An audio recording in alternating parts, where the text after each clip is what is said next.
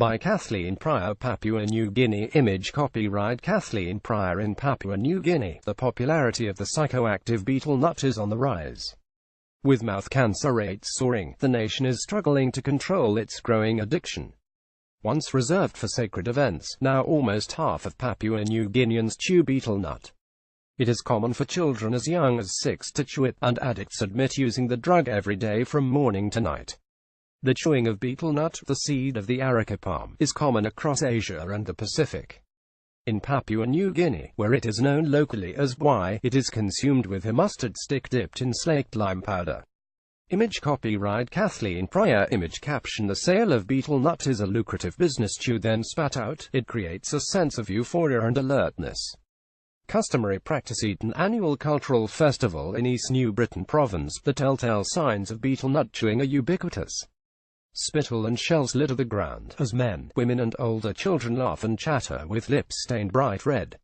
A clan from the Baining Mountains are performing, and Philomena has traveled with them alongside her 5 children aged 8 to 18 years. They are all chewing betel nut. As Philomena chews, her eyes widen and she begins to sweat.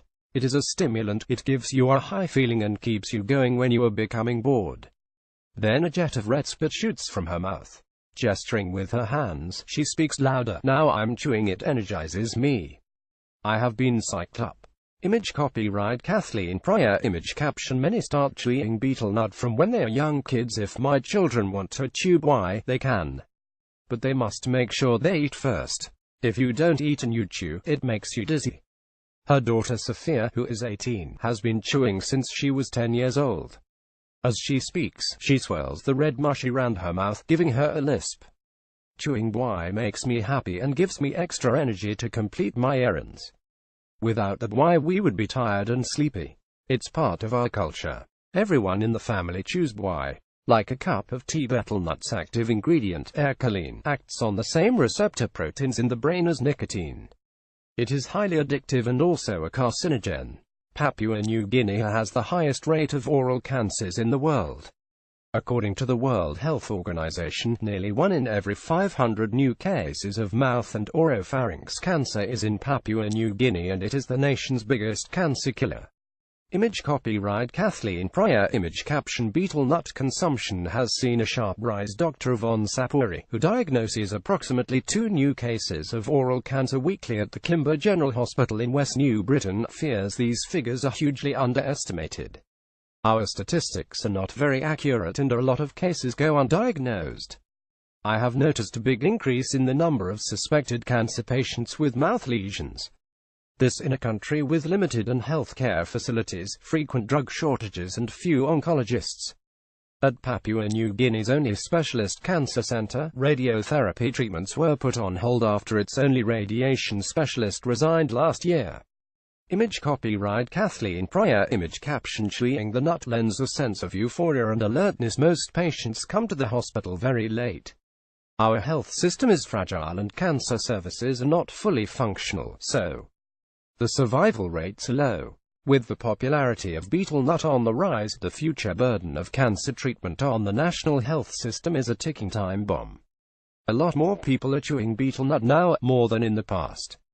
Everyone knows it's bad for you, but people still do it because it is addictive.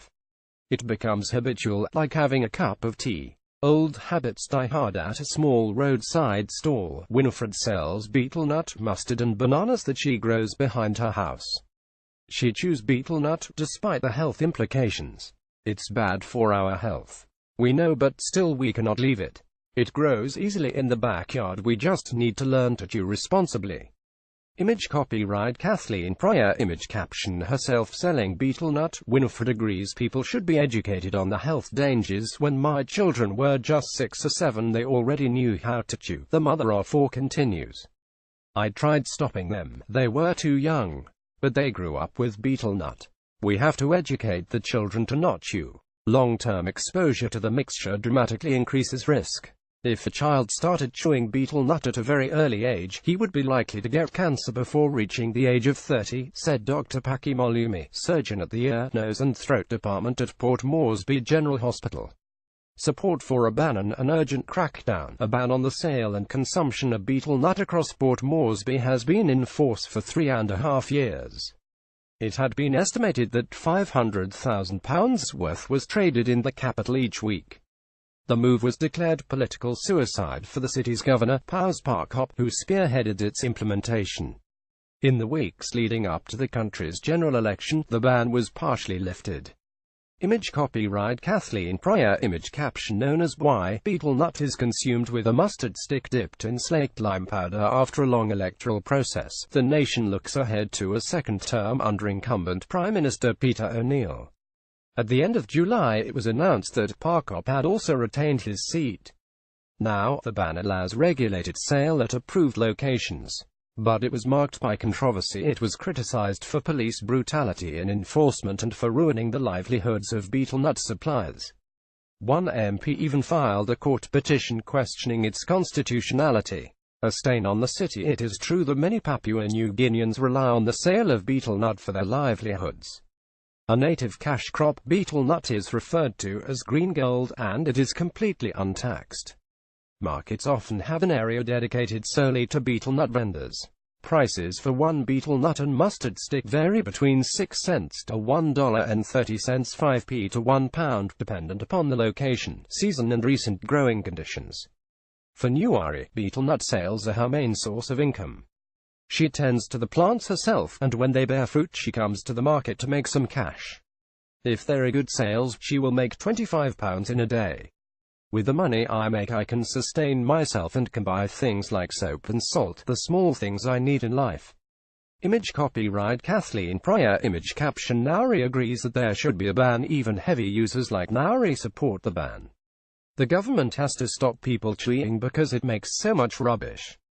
Everyone spits everywhere and it makes the place dirty. It's unhygienic. One of the motivating factors behind the ban was to clean up the capital from this residue. The spitting of pathogenic saliva increases the spread of disease. In a country with one of the highest infection rates of tuberculosis in the world, this habit poses huge contamination risks. Future of a dependent nation. Last year, the inaugural No Betel Nut Day was held to educate citizens on the risks and early symptoms. This year, it was postponed because of a date clash with elections. The Minister of Health lost his seat. For doctors delivering devastating terminal diagnoses, it's too little, too late. We lack the public awareness aspect of preventive health. Betel nut is now a part of everyone's life, and it's disturbing to see parents give it to their young children, Dr. Sapuri says. It's become a norm and so it is very difficult to fight it. All pictures copyright.